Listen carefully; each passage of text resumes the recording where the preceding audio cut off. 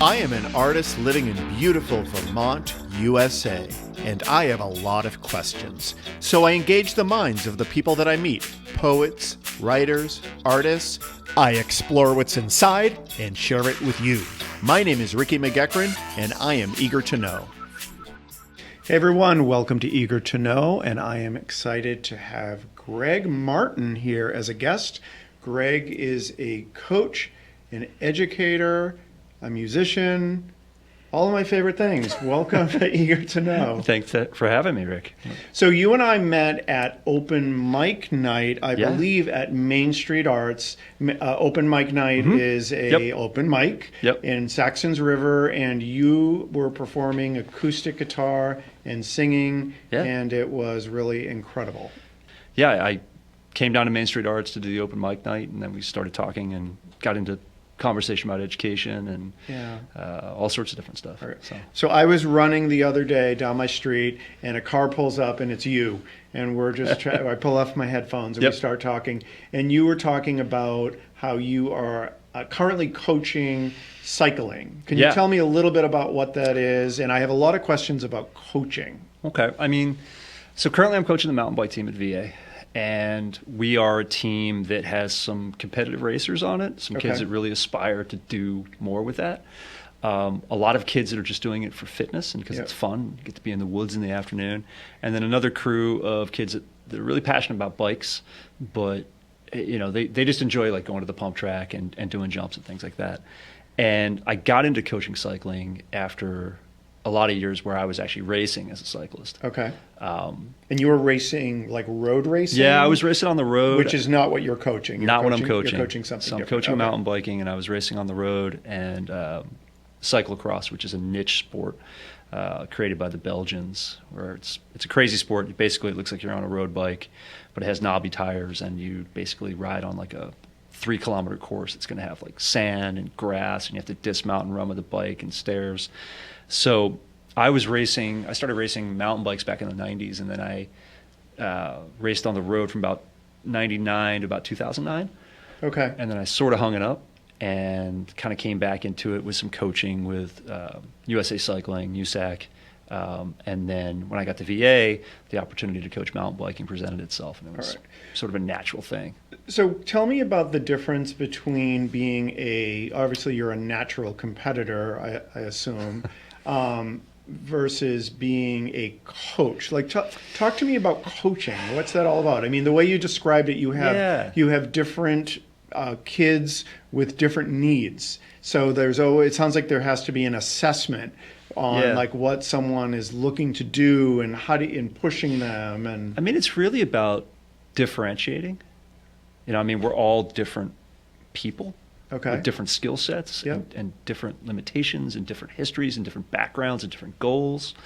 And I think that very much goes hand in hand with education, with the idea that we're not all at the same place at the same time with the same toolbox. Yeah. So how do you get people to realize their sort of potential and be passionate about something? And realize the value in just participating. Half of competing is just showing up, right? Okay.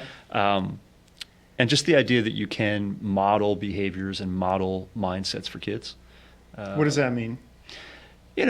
Asking them to think deeply about why they're doing something and whether it is it a habit that's transferable? So in other words, tenacity, or the ability to push through, or the ability to literally fall off the bike and get back on and try it again. The parallels with cycling and life are unbelievably similar. Okay. Right? Life is a bike race. Okay. Where you have hills and you have downhills and you have sprints and you have crashes and you have bad weather. And it kind of really resonates, I think, as you're coaching kids on how you do all these things. Okay. And then on top of it, you have a machine. Yeah. So you have to learn how a machine works, and you have to learn how to take care of things and be your own mechanic. And then you learn about nutrition, and then you learn about sleep, and then you learn about hydration. And everything's related. Yeah, it's all connected. Now, would you say that coaching came out of your passion for education? Because it sounds, a lot of what you're talking about, it sounds like the mindset of being an educator. It sounds very closely related. Yeah, I think if I think back to like when I was a kid, I competed in surfing, I competed in taekwondo, I played football and lacrosse, and I think back to my childhood, and the people that were really influential were my teachers and coaches. Okay. And at a boarding school, your teachers happen to be your coaches, and your coaches happen to be your teachers. So I think, I think back to the cast of characters that, were sort of in my life when I was 13, 14, 15, 16, 17. And these were people that were academics, they were athletes, they were artists, they were, people that were very much well-versed in pastoral care. And, when I kind of thought about what I want to do with a career, all of that sort of stew came together. And I think those lines are, you're not just one thing, you can be a lot of things. Okay. And you don't have to put all your eggs in a single basket and try to aspire to greatness, but you can be well-versed, jack of all trades, master of none sort of mentality. And I think the classroom, coaching, music, piece all sort of comes together. Okay. All over the place. Yeah. So when you grew up in New England, or? No, I grew up in Stone Harbor, New Jersey. That's right. I was a beach kid. Okay. Yeah. Okay. Yeah. And you were into athletics. Yep. Very early on, and so you were engaged with coaching. So did I just understand that the people that were involved in coaching were also educators and artists? Is that what you were saying? Yeah, I mean, because I went to boarding school in 8th grade. Okay. So 8th grade, I went to a school called the Petty School in Hightstown, New Jersey. Okay. And big 550-person prep school where everybody played, 2 seasons of sports, and your history teacher was also the hockey coach or the football coach. Okay, and, so it's a similar setup. Yep, to similar where setup you are to where now. I am right now. And I think that model, you really get to see adults as people as opposed to just like doing their adult thing over there. And I think that's a really powerful model to sort of understand that you're not just one-dimensional. People aren't one-dimensional. And being authentic, so like when they see, for example, when we're riding on the trails, Yeah. and there's a section that I'm scared to ride because I'm scared to ride a lot of sections as I get older, the kids understand that. And all of a sudden they see you differently, and then they become your coach to coach you through it. So there's this sort of back and forth that goes on, which is really, really neat. Interesting. Yeah. So I never heard you talk about winning, that's really interesting. Right. Normally when I think about a coach, I think about winning and drive, and I'm not hearing that, which makes me feel I'm not saying that that isn't important, but that's interesting.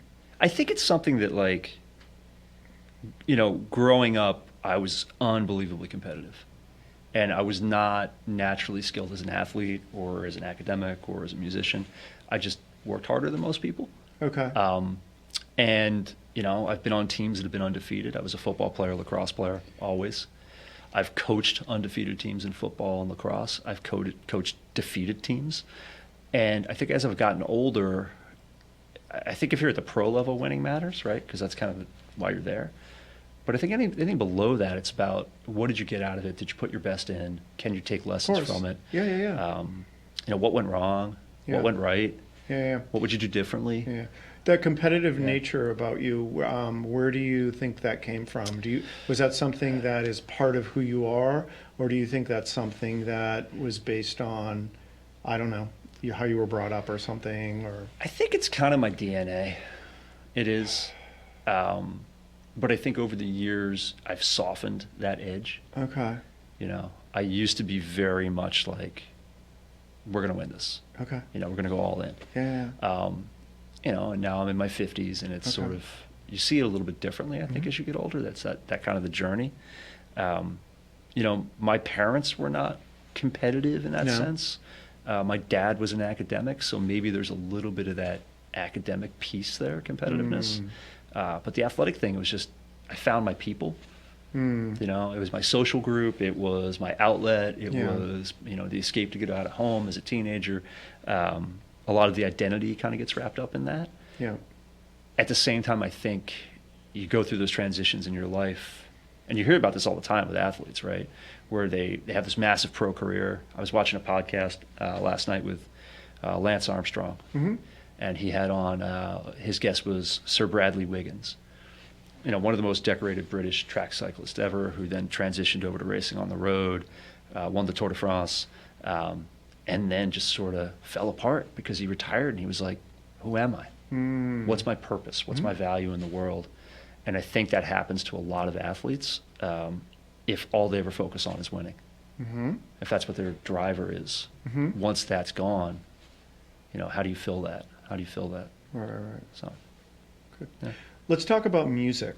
When did you, when we started this interview, I talked about that was one of the ways that you and I first engaged was you playing guitar. Yeah. Incredible. And you inspired me. I have this radio show we talked about.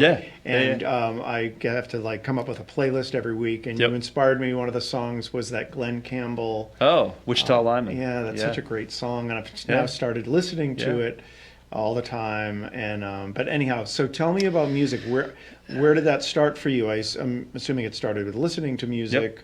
And then when did it transition into playing? And I think it was, my parents were both into music, but nothing I was into. What do you mean by into music? Listening? Yeah, so my dad listened to a lot of music. He also played the harp. I played the hammered dulcimer and the mountain dulcimer. My mom played the piano. My dad played the piano. Oh, okay. So, but I had older parents. My mom didn't have me until she was 43. So I was kind of raised by grandparents. So it wasn't just a single generation gap. It was they're listening to stuff out of World War II. And I'm like, what's this? Okay. So your parents were 43 when they had you? Yeah. Oh, okay. Only child. You were an only child? Yeah. At 43. So I was definitely the ultimate surprise. Interesting. And they were into music. My dad was an Episcopal priest. So a lot of it was church related music. But then growing up on the beach in New Jersey, in the 80s. Yeah. Part of that whole scene was music. Right. So it was a lot of ska, a lot of reggae, a lot of ska, a lot of 80s punk bands Agent Orange and Gangrene and all that. And then I sort of got into a whole other genre through reggae and started listening to the Grateful Dead and all those other bands, Allman Brothers. And then I got to, it was before I went to high school, before I went to Petty, so probably 7th grade, I got a guitar. And the Mel Bay Book of Chords, which was this encyclopedia of 800 ways to play an E. Okay. And just started messing around with that. And then in high school, played and got in, high school bands and that sort of business. And did you dedicate a lot of time to guitar? It was interesting because I was doing the athlete thing. Yeah. So it was really in the evening or on weekends where I play guitar. But you were consistently doing it? Consistently playing, yeah. Okay, because that's a lot of kids. Obviously love music and they want to learn guitar. Right, a lot of them get a guitar and then they start it and then they don't. They're not consistent. And obviously to play an instrument you have to be consistent with it. Yeah, I found I hated music theory. Oh, I love music theory. It just bored me. I think it's so interesting. I think it. I mean now, but again, this whole circle thing where you go with that rhythm and that path. Now I think about it, it's really interesting. But as a 13-year-old, I was I just wanted to learn how to play whatever song. See, I think as a 13-year-old, I still would have think it's because of how my brain works. I have to know how everything works behind the curtain. Right. And when I started taking piano lessons, and I thought it was okay. I'm learning how to play notes, blah blah blah. Right. But then when I started to learn about the system of how it works, I thought that was the most fascinating thing, and I think I probably would have thought it was interesting at 13. But anyhow, I've always been how's it work? I want to figure it out and tinker with it to see how it works. Don't tell me how it works. Let me figure it out. And that was definitely kind of the route I went. Okay. I think I took a couple guitar lessons at some point. Right. But then I never learned how to read music. Interesting. Can't read a note. My wife makes fun of me. She's like, "How can you not read music?" I'm like, "It doesn't mean anything to me." You certainly play great. I look at the sheet and I'm like, "It doesn't say anything." Yeah. And then so through high school, played a lot of guitar. Always had a guitar in the back of my Jeep growing up, and then did some plays in high school. Interestingly enough, I did acting. Yeah, I did Oklahoma. I was Old Man Carnes, and then I did Guys and Dolls. But at that time, it was you basically had to either be a theater person or an athlete. I've heard that is a thing. And just couldn't do both. Yeah. So I decided to go with the athletic piece, Right. but I kept the music piece. Okay. And then, started singing a little bit more, and then got into college and just started playing in lots of different bands, and found out I was a useful rhythm guitar player. Okay. And could sing well enough. Yeah, you have a great voice. And is your voice, I'm curious, is that something that, because I don't sing, is that something you have to work on, like playing guitar, or is it something that Oh, just yeah, comes? you definitely have to work on it. Okay. I mean, which I never really have. Like, Right. I never took voice lessons or anything, so I Yeah. probably do everything wrong. But so I didn't play. It was January 24, I think, was that Main Street Arts open mic, Okay. the first one I played. January, February, something like that. I hadn't played a gig in 20 years. So were you nervous? Oh, yeah. I mean, I hadn't, my guitar, I pulled it out of its case after 20 That's years. right. I remember you telling me that, because I remember we Right. were. Right. I heard someone practicing in the art room, and it was Downstairs, you. yeah, you were yeah. downstairs practicing, Yeah. and Yep. you were warming up, and you told me that you Yep. had not. Yep. I forgot about that. There was a set list in the case from 2003, That's so which was great. crazy. And that guitar was a gift from my dad when I graduated from high school. Yeah. And it's actually, sadly, it's unplayable. Like, I took it to a luthier Yeah. down in Brattleboro and said, "Hey, can you fix this?" And he's like, Yeah. "Can't do it. So I need to get a new guitar." But so, I played a lot when I was in college. Right. I played in bands on the Vineyard. I played all sorts of stuff. And then I sort of got tired of it because it became kind of a job. Yeah. And it wasn't fun anymore. Right. So, I kind of stepped back from that and, taught my stepsons to play guitar when they were kids. But aside from that, really didn't touch anything. And vocally, it's interesting because, your range changes as you get older. Okay. And just like a muscle, if you don't exercise your voice, your range really shrinks. So that's been kind of interesting. I've learned more about how to cultivate that and take care of it. And I'm watching a lot of different singers. I have this list of singers that I pay attention to.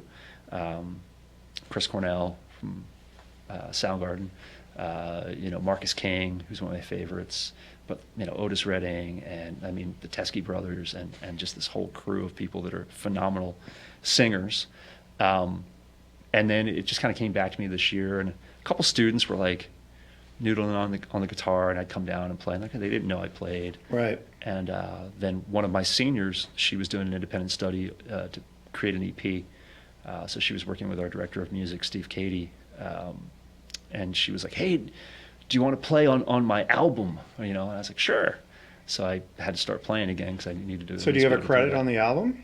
Yeah, Nice. I'm on there. I think it's just self-produced. I don't know where Right. it is right now, but and then the Main Street Arts thing popped up, and she and I played together. Oh yeah, we did a duet. I We did remember that. Angel from Montgomery, Right. Bonnie Raitt, and then we did. I think I accompanied her on Valerie by Amy Winehouse. Yes, I was there for that. Yeah.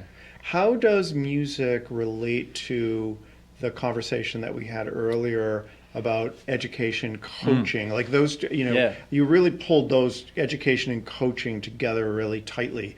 Is music and learning music and developing, does that relate to any of that? Yeah, I mean, I think it goes back to the idea of genres, right? So how things change and progress, and how you could take little bits and pieces from different musical styles or different artists or different time periods and be able to sort of draw off them. Okay. And it's the same thing really with athletics, where you think back to different sports you have done Okay. versus what you're doing now versus Okay. what you want to do in the future. And you look at different athletes and different types of athletes and grab little pieces from them. Okay. Like, what were they known for? What were they really good at? What's the story behind them? Okay. And it's kind of the same thing with music. And then how do you impart that enthusiasm, that love of something to other people, Okay. right? So whether it's music or art or, I don't know, the study of history or bicycling or whatever. How do you do that? How do you get kids excited and passionate? I mean, I know I had teachers that did it for Yeah. me, but for me, it was usually about it was Right. the topic. Right. Like I remember Right. when I first learned about physics I'm such a nerd, but like when I learned about physics and I realized that all of this stuff, like math wasn't created just to annoy us. Right. It was Has a actually point. describes our world. I Right. could not believe that. Yeah. And that was so motivating Yep. to me, but it wasn't necessarily the teacher. I mean, I think when you're into something, like that enthusiasm can be infectious. Yeah, I can see that. Right. And whether it's, an athletic endeavor or music or a subject that I think people pick up when you are authentically engaged and Of care course, about yeah. something. And I think that passion can be transferable because I think the more you show that you're interested in something and the more that you can connect things to real life, Yeah. right? I mean, what can everyone relate to? Music Yeah. of some kind. Yeah. There's nobody in the world that doesn't listen to some kind of music, right? Food, right? We can all talk about food. We all have our favorite foodie things, right? Everybody has been competitive in something, or everybody has some kind of thing they like to engage in. So how do you have conversations that can kind of like cross those lines, where you can talk to somebody about music or about a sport that might not be yours, but there's a commonality there. So, when you talk to somebody who's not a cyclist about cycling, how do you get them to understand that it's much like something they're doing, or even music? What about something though like calculus, for instance? Like if you have, I mean, I don't know exactly what the curriculum is at VA, but Right. I mean, I'm assuming there are kids that are taking calculus that aren't particularly thrilled about it. Right. How does, Right. I'm just curious how do you get them excited about something, or can you? I think it comes down to, and that's where it's not the subject, it's the person teaching it. I mean, I think about how many college professors are just garbage teachers, right? Like, great, you've got a Pulitzer Prize and, you give big lectures at the UN, but can you teach a class of ninth graders? No way, right? So that's where it's not about the topic, it's about the person. And how do you get people interested in and sort of like hook people in? So no matter where they are, there's something they can grab onto and be like, oh, I get that, or I see that, or that reminds me of. And as soon as you get that reminds me of, that's where you have the connection with people. So it sounds like a lot of it is observation and connecting with the students at an individual level, Right. to find out where they are. Where they are. You meet them where they are, you get them to where they can be. Okay. It's the same thing with coaching. Not everybody is going to be a world-class athlete, Okay. right? It's just not going to happen. Right. But, everybody can understand what it takes to get from point A to point B, to progress, to get better, to grow, to fail, right? You have to fail. You always have to fail. I think that's an important part of learning of anything, whether it's, how to kick a soccer ball, or how to drop in on a wave, or how to do a handstand, or how to play a song, or how to take a calculus test, which gives me PTSD, but... And you got to get up and resilience and keep going. Yeah, resilience. The day keeps going. Everything keeps going, regardless of where you are. Yeah. And how do you manage that? And how do you sort of get through that? And how do you find the positives and the good and the lesson, even in a bad day? I think this is so interesting because you highlighted cycling as a metaphor for life, and that you fall down, etc. Right. But I feel like you can find that in so many things, because I remember when I first started taking yoga, Right. I feel like this is the metaphor for life, Right. because it's about staying focused, even how regardless of Right. how painful it is, Right. or don't pay attention to what others in the class are doing. You got to try to do the best you can. Right. And then when I started taking Right. piano, I'm like, okay, now this is the metaphor for life, because it's about staying focused and how you get a Yeah. piece, and Yeah, it's yeah. impossible. I'll never be able to do this. And with persistence, you can. Yep. So I feel like all of Yeah. these metaphors and these opportunities to learn are really everywhere if you're just looking at it in the right way. Yeah, if you break it down, it's like, what are those pieces, right? Identifying a challenge and figuring out how to get through the challenge, and iterating and seeing other people struggle, Yep. and going, oh, I'm not the only person that's having trouble with that. But then you see somebody make the breakthrough, like they play that piece, or they're able to clear the hurdle, if we're just thinking about the Olympics right now. Yeah. And that can be very motivating, right? And then you have these time periods where maybe it's not going so well, and then something clicks and it gets better. that you have to stretch yourself, that you have to challenge yourself, that you have to go back and look at it and be like, okay, why didn't that go the way I hoped it would, right? What would I do differently? And then you take it from a different angle. Right? What would you say is, based on all of your experience with yourself, with working with other kids, with other people, what would you say is the biggest, I'm trying to think of the right word to use here, the biggest problem that people have that causes them to not move forward? Is it like quitting? What would you say it is? It's definitely fear. I mean, because everybody's afraid of, like, the biggest fear is loss, right? Everybody's afraid of loss. And it doesn't just mean like losing something. It means you fear giving 100% because you fear the judgment that you might get if it doesn't go well. Because then you're on the hook. You're on the hook for it, right? Or you fear change because you're comfortable in whatever situation it is, and the unknown is what is fearful. You're fearful of. You fear being, judged. You fear having to admit to yourself that maybe I've hit my limit. You fear putting in time and loss of time. Right? If I put all this time into this thing and it doesn't turn out the way I'm hoping it will, then it's a failure. So a lot of it comes back to fear of failure. So would you say the biggest issue is people being stopped by fear? Yeah. Being stopped by fear. Being stopped by fear, and I think a lot of that is because people keep comparing themselves to each other, which is a natural thing, right? Like we always. But isn't that what ourselves. competition is about, though? Is it or isn't it? Is it intrinsic or is it extrinsic, right? Okay. Like what's your motivation? Do you have to be motivated by the outside thing, or are you motivated by an inside thing? Okay. Right. And I think once you figure out how to have that intrinsic motivation, where it's not about the external, it's about you and wanting to do X, Y, or Z, then it becomes a different game. If you're always motivated by, the sticker, then why are you doing it? Mm-hmm. Right? Like what's the point? And I think there's times for that. Okay. Right? There's times for, I'm doing this for an external motivator. Mm-hmm. But I think if you're really going to get into something and really be successful at something, it has to be an internal driver. It has to be an internal driver. Like kids that are on teams and striving to like make the next club or make the cut or whatever for their parents generally are going to flame out in athletics. Because it's not really them driving it, it's something external driving it.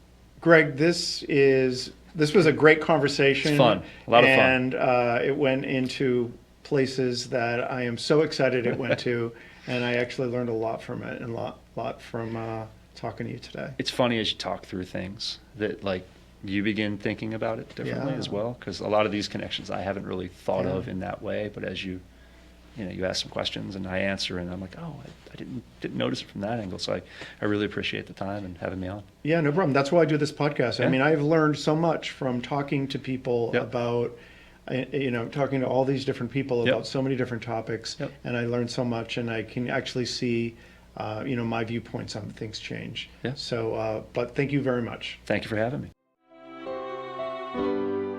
My name is Ricky McGuckran, and you have been listening to Eager to Know, the podcast. If you haven't already, please go to Apple Podcasts and subscribe, rate, and review this podcast. Join me next week for another Eager to Know podcast.